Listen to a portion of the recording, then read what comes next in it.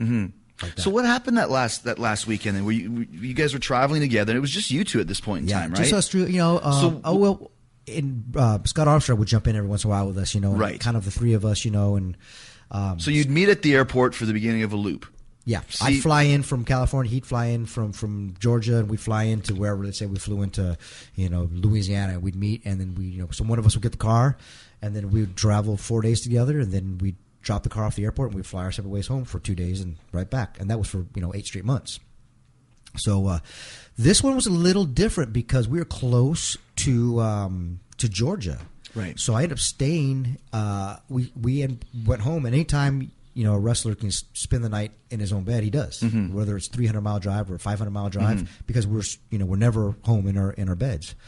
So we were able to go to his house, and I'd never even seen his house. He moved away from everybody. He moved to the rural part of Atlanta, just so because he was such a loner. He's a lone wolf, and that he didn't want people to know kind of where he lived and stuff. He had a P.O. box. Really? Yeah, the whole deal. Did you ever go to his house? Yeah, so we went to his house and stayed at his house. And I remember he said, "Hey guys, I'm really private. Please don't tell anybody about my house. You know how it is." Wow. And everything. I was like, "All right, cool, no problem, Chris." So we stayed there and we. You and Scott? No, me you by said myself. We. Okay, you and Chris, gotcha. He and I. So we stayed there that night and got up in the morning, and he by the time I woke up, he already had steaks and eggs ready to go for us. The protein diet, yeah. ready to go. We were going to work out, and I saw his son Daniel there, and I was the cruiserweight champ at the time, so I gave Daniel the belt. He really wanted to see the belt, so I know that he went to Chris and he said, "Dad, can I?" And so Chris was like, "Ask him." Can I see your belt? And I was like, yeah, of course. So he held the belt. Okay, you're the champ. We put him on him, took pictures with him, the whole deal, and all that. So we went from there and did our loop, did our 4 days together, and then we ended up in North Carolina, Charlotte, I believe, because we ended up seeing an old friend from WCW. Remember Donna Seaman? Yeah. Donna and her sister Deb. We ended up the last night of the loop, before we were all getting ready to fly home.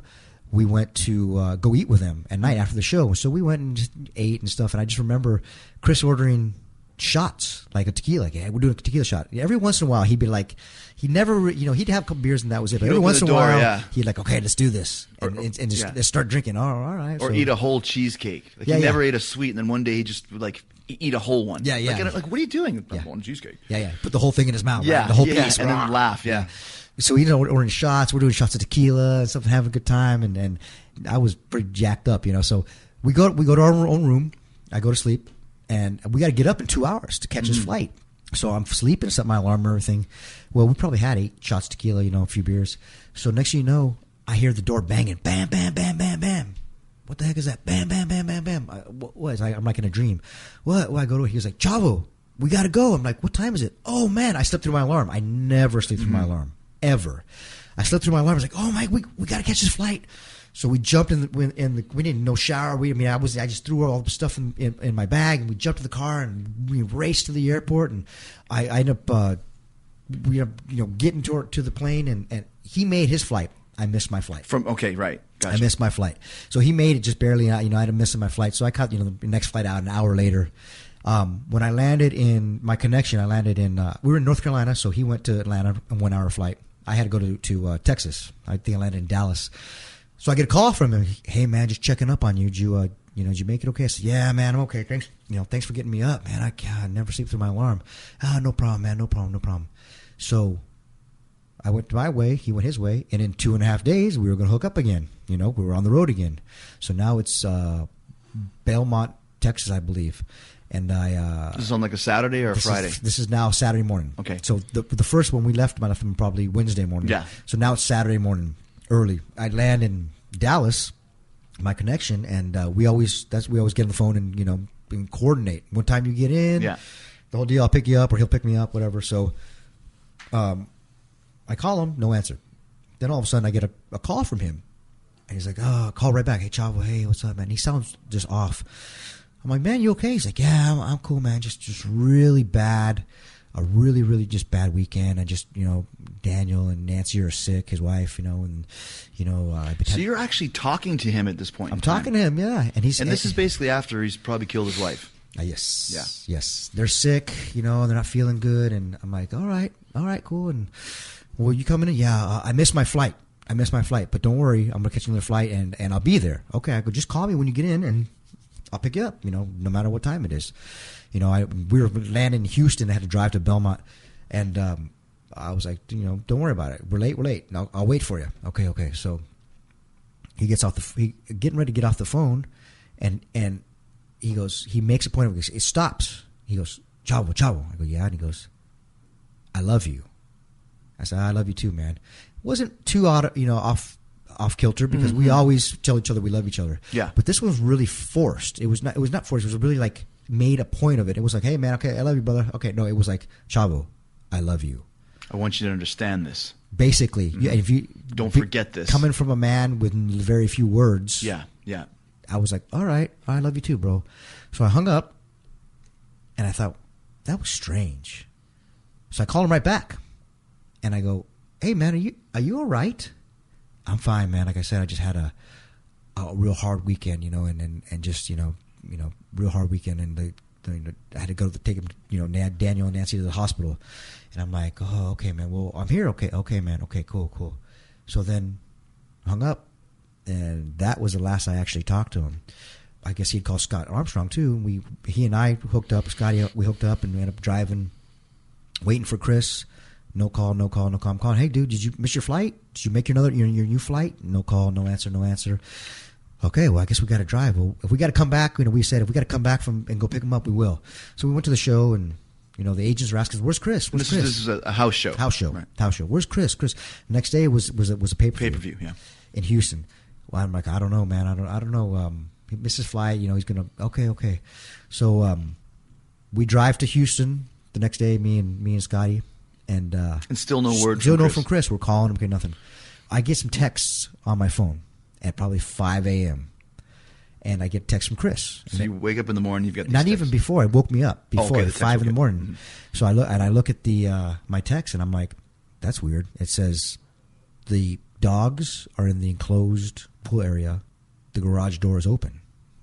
I looked at it. I was like, well, that's weird. Is this one of those texts you get? Sometimes you get texts, from 3 days ago you never delivered, and then all of a sudden you got a text.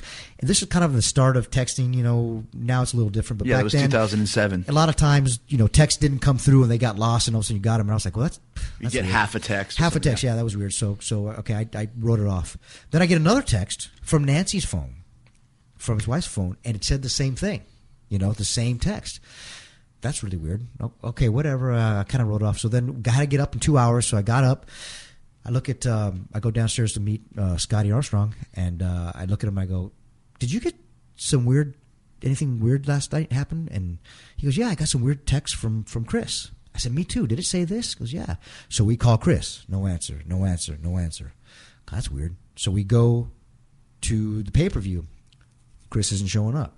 And they're asking us, where's he at? I'm not sure. We're not sure where he's at. Now we're covering for him. We think maybe, blatantly lying for him now.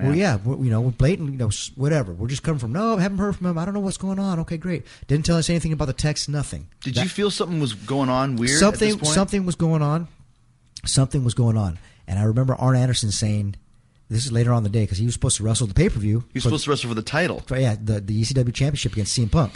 He was supposed to wrestle him, and this is a big match. Mm-hmm. And I remember Arn Anderson saying, you know what, if Benoit didn't show up with no word, he's either has just taken off to like Alaska and is going to be like a merchant marine or something, or he's dead basically. That's I remember him saying that, not meaning it is he's right. dead, but there's something going on for him not to show up. And either option being just as viable, because I could see him just going off to become a merchant marine and saying, and screw being gone. this. Yeah, and being gone. Basically right. the ending of Dexter. Mm-hmm. Right? And then, so I didn't say anything. We didn't say anything. The next day, we're in Corpus Christi for a super show, another super show. And those damn super shows, man. I don't know what's got me. Yeah. And you still didn't know anything. We still didn't know. We've been calling. So finally, I go to Johnny Ace. I go, Johnny was the head of talent relations. Mm-hmm. I go, Johnny, this is my phone. This is what I got yesterday. And he's like, with his Johnny voice, Chavo, hey, what are you talking about? Why didn't you show me this yesterday? I said, Johnny, we're trying to cover for him. Mm-hmm. Be honest with you, I didn't know what was going on. We're covering for him. He's like, all right, let me get on the phone.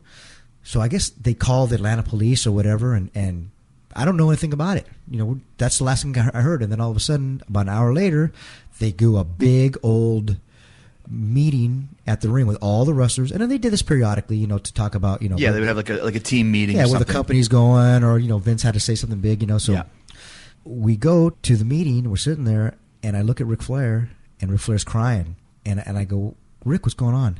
And he goes, they're gone. I said, what do you mean they're gone? And this is before anybody knew anything. And he goes, Daniel, Nancy, and Chris. And I said, what do you mean they're gone?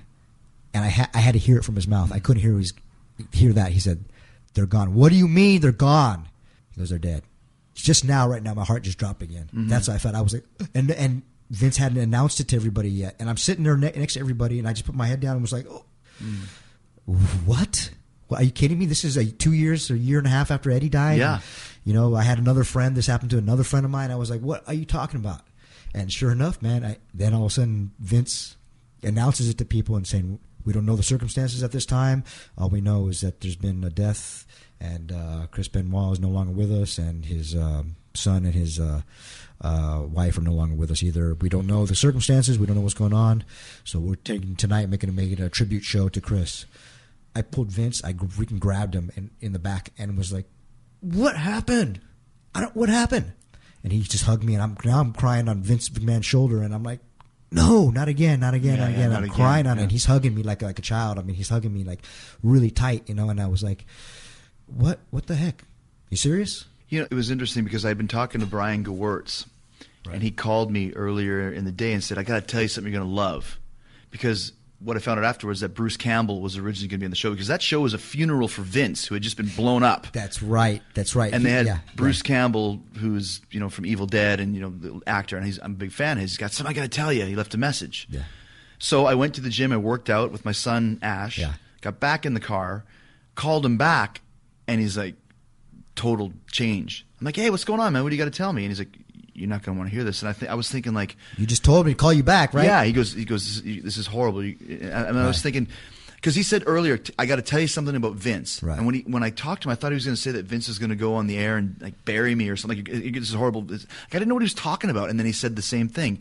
He's gone. Who's gone? Chris. And I'm like, where'd he go? Chris who? Like, which Chris are you talking about? Right. Benoit and Nancy and Daniel. Same thing with me, huge whale. I remember my son, I'll never forget it. He goes, "Daddy, you cry funny," because I had to pull over on the side of the road. Yeah.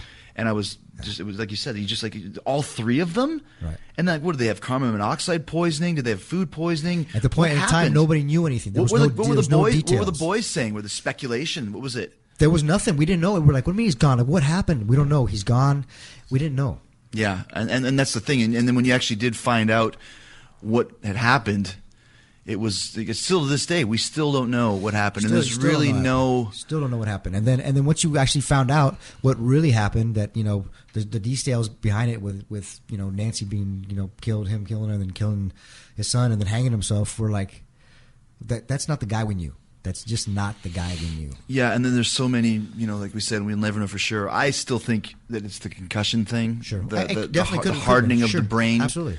You know, I'm actually going to have Chris Nowinski on to talk to him about it. He's great. He actually studied Benoit's brain. He helped me when I had my big concussion, because the doctors didn't know anything. Yeah. They were just like, there was no protocol. It was not like when I tore my bicep, they were like, "Hey, you're in a sling for 4 months." And this. Right. No, it was like, well, I go, "When can I go back to work?" "Well, when you feel better." Well, Chris calls me, and Nowinski calls me, and really, really, you know, I think, like you said, I think it was maybe one of the first times this had ever happened. And now, with all the research that's been done, if there was symptoms or signs, you would know about it. But back in 2007, I think Chris's case might have been the very first. Hey, we'll never know for sure, but it gives me some kind of closure that I can at least believe that my friend just didn't go completely insane for no reason. Sure. At least that gives me a reason. I know. And I feel your pain. And it could have just been easily one of us with all the amount of pain we've done and all the damage we've had, et cetera, et cetera. But, you know, it's cool to be able to reconnect, but this years going by without talking and stuff has got to stop. I agree. Chavs, I love you, man. I love you too.